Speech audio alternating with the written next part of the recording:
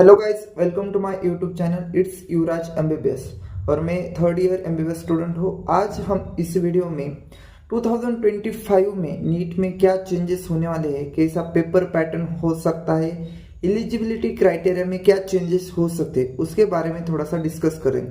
और पेपर का difficulty level कैसे हुआ, इस साल इतना बड़ा बवाल हो गया, उसके बेसिस पे अगले साल का पेपर में क्या चेंजेस हो सकते हैं, क्या डिफिकल्टी लेवल होने वाला है, उसके बारे में यहाँ अपन डिस्कस करने वाले हैं। तो सबसे पहला अपना पॉइंट है कि एलिजिबिलिटी क्राइटेरिया क्या रहने वाला है। तो अब तक जैसा था वैसा ही एलिजिबिलिटी क्राइटेरिया रहने वाला है।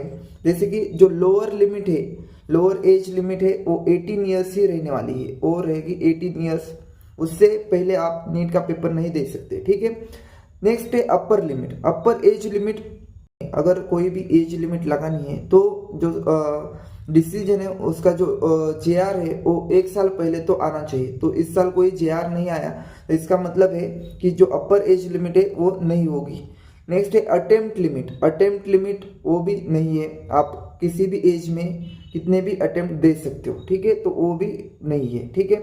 नेक्स्ट देखते हैं परसेंटेज क्राइटेरिया। तो देखो आपका जो पीसीबी जो सब्जेक्ट होते हैं फिजिक्स केमिस्ट्री बायोलॉजी, उसमें देखो आपके जो सब्जेक्ट होते हैं फिजिक्स केमिस्ट्री बायोलॉजी, उसमें टोटल आपका परसेंटेज होना चाहिए 50%। यानी हर एक जो सब्जेक्ट होता है उसकी 100 मार्क्स की आपकी एग्जाम होती है 12th में, और उसमें आपको 50% टोटल मिला के, अगर किसी सब्जेक्ट में आपको 40 मार्क्स है और किसी सब्जेक्ट में आपको सपोज 60 मार्क्स है और एक में 50 मार्क्स है, तो ऐसा टोटल मिला के 40, 60 और 50 ऐसे आपको 150 मार्क्स चाहिए, यानी 50% मार्क्स चाहिए, ठीक है। इतना समझ में आ गया, ये हो गया परसेंटेज क्राइटेरिया। नेक्स्ट देखते हैं अपन सिलेबस। तो सिलेबस में देखो लास्ट ईयर में सिलेबस में थोड़ा सा चेंज हुआ है। जो मेन एनसीईआरटी थी पहली, उसमें कुछ पार्ट हटाया गया है, सिलेबस रिड्यूस किया है और कुछ नए टॉपिक्स उसमें ऐड भी किए। तो उसमें जो ऐड किए हुए टॉपिक है उसमें कुछ फैमिलीज ऐड किए। क्या ऐड किए? फैमिलीज भी ऐड किए। तो वो फैमिलीज में ज़्यादा फोकस नहीं रहता है, वो फैमिलीज में इस साल भी कोई क्वेश्चन नहीं आया है, अगले साल में हो सकता है एक आध क्वेश्चन आए, लेकिन वो आपको पढ़ना है। तो एडेड मेन पॉइंट ये है कि एडेड टॉपिक जो है वो आपको यहाँ पढ़ने हैं, ठीक है। और जो नई एनसीईआरटी है उसको एक बार आपको देखना है, जो भी रिड्यूस सिलेबस है उसी के अकॉर्डिंग आपको अपनी जो तैयारी है वो करनी है, ठीक है। नेक्स्ट है एग्जाम पैटर्न। देखो एग्जाम पैटर्न इस साल जो इतना सारा बवाल हो गया उसको कंसिडर करके ऐसा लगता है कि एग्जाम पैटर्न में हो सकता है कुछ तो चेंजेस हो जाए। तो देखो ऑनलाइन एग्जाम लेना तो इम्पॉसिबल है, online exam is not possible, क्योंकि देखो 27 लाख बच्चे इस साल एग्जाम को बैठे थे और इतने सारे अपने पास सेंटर्स अवेलेबल नहीं है, तो ऑनलाइन एग्जाम तो पॉसिबल नहीं है। पॉसिबिलिटीज क्या हो सकती है, कैसे एग्जाम कंडक्ट किया जा सकता है? तो ये पॉसिबिलिटी है कि एग्जाम फेजेस में कंडक्ट की जाए। तो कैसे? 2 फेजेस में एग्जाम हो सकती है, जैसे कि पहले होगी प्रीलिम्स और फिर होगी मेंस। तो प्रीलिम्स में जो बच्चे पास होंगे, जो एलिजिबल होंगे, वो क्या करेंगे, मेंस में जाएंगे। तो ये हो सकता है कि प्रीलिम्स और मेंस ऐसे 2 फेज में एग्जाम कंडक्ट की जाए, ठीक है। और जो प्रीलिम्स है वो पेन पेपर टाइप की होगी और ऑनलाइन जो मेन एग्जाम है वो क्या होगी, ऑनलाइन मोड में होगी। अगर ऐसा नहीं हुआ तो सेम एज 2024 जो पहले हुआ था इस साल हुआ है वो भी वैसे ही होगा, ठीक है। 2025 का एग्जाम भी वैसे होगा, ठीक है। और एक हो सकता है पॉसिबिलिटी है कि 2 फेजेस में एग्जाम कंडक्ट की जाए और दोनों के एवरेज मार्क्स कंसिडर किए जाएंगे, लेकिन वो लगभग इम्पॉसिबल है, वैसा कुछ नहीं होने वाला। अगर होगा तो उसका आपको नोटिस 1 साल पहले ही मिल जाएगा, ठीक है। तो इस साल ऐसा कुछ पॉसिबल नहीं होगा।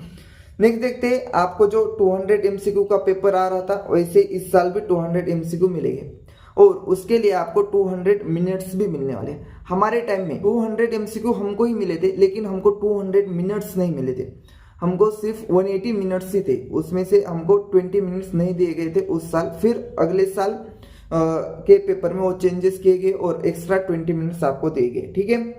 तो इसमें जो 200 MCQ है उसमें आपको 180 MCQ कंपलसरी सॉल्व करने हैं और 20 जो MCQ है वो ऑप्शनल है। तो ऑप्शनल MCQ में आपको बेटर आपको एक चांस मिल गया है कि वहाँ आपको एक अच्छा जो आता है वो आप सॉल्व कर सकते हैं और जो नहीं आता है उसको स्किप कर सकते हो, ठीक है। तो इसके लिए ऑप्शनल एक अच्छा आपके लिए ऑप्शन है। नेक्स्ट है डिफिकल्टी लेवल। तो इस साल क्या नीट की डिफिकल्टी हो सकती है?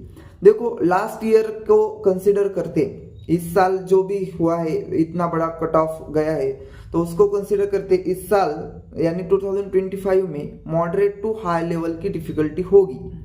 ऐसा क्यों कह रहा हूं? क्योंकि देखो इस साल कितना कट ऑफ ऊपर गया है, 600 जिसको नंबर आए हैं उसको भी गवर्नमेंट एमबीबीएस मिलना मुश्किल है। तो इसमें हो सकता है कि इस साल डिफिकल्टी लेवल हो जाए और मॉडरेट टू हाई डिफिकल्ट हो जाए, लेकिन इसमें ऐसा नहीं होगा कि एनसीईआरटी के बाहर से क्वेश्चन आ रहे, एनसीईआरटी से ही क्वेश्चन आने वाले हैं। अगर कुछ बाहर का आएगा तो वो ऑप्शनल में हो सकता है कि आ जाए। इस साल भी ऐसे 2-4 क्वेश्चन थे जो कि ऑप्शनल में आए थे और अपन उसको एलिमिनेट कर सकते थे और आपके पास चांस था कि आप उससे जो आपको आता है वो सॉल्व कर सकते हो, उसको स्किप करने का आपके पास ऑप्शन था। तो इस तरह से थोड़ा सा पेपर में बाहर के क्वेश्चन आ सकते हैं, ठीक है। अब जो मैंने कहा कि डिफिकल्ट हो सकता है पेपर, अब कैसे डिफिकल्ट होगा? देखो अब तक क्या हो रहा था कि वन लाइनर क्वेश्चन आ रहे थे। वन लाइनर में कोई भी डिफिकल्टी नहीं होती है, आपको बस एनसीईआरटी रट्टा मारनी होती है और वही आपको वहाँ एमसीक्यू आ जाते हैं, ठीक है, एज इट इज। लेकिन अब डिफिकल्टी और मॉडरेट लेवल में ये हो सकता है कि आपको असर्शन रीजन आ जाए। तो असर्शन रीजन पहले एआईपीएमटी में आते थे और उसके बाद भी 2017-2018 तक असर्शन रीजन आते थे, लेकिन उसके बाद असर्शन रीजन बंद हो गए। हो सकता है कि वो अब चालू हो जाए, असर्शन रीजन आ जाए। और मल्टीपल ऑप्शन क्वेश्चंस, यानी एक क्वेश्चन है उसके मल्टीपल ऑप्शंस मल्टीपल आंसर है, तो ऐसे भी आपको क्वेश्चन आने के चांसेस ज्यादा है। और मैच द पेयर वो तो आते हैं, वो भी आ सकते हैं, ठीक है। तो ऐसी कुछ डिफिकल्टी लेवल रहने वाली है, क्योंकि इस साल जो इतना बड़ा बवाल हो गया, इतना बड़ा कट ऑफ चला गया है और पेपर का जो है ये पेपर लीक हो गया, वो भी बहुत कुछ हुआ है। तो इससे सारे जो पॉइंट्स है उसको कंसिडर करते हुए एक तो पेपर की डिफिकल्टी लेवल बढ़नी वो तो तय है, और जो एग्जाम पैटर्न है उसमें भी थोड़े बहुत चेंजेस होना चाहिए, पर लेवल भी चेंज होने की पॉसिबिलिटी है।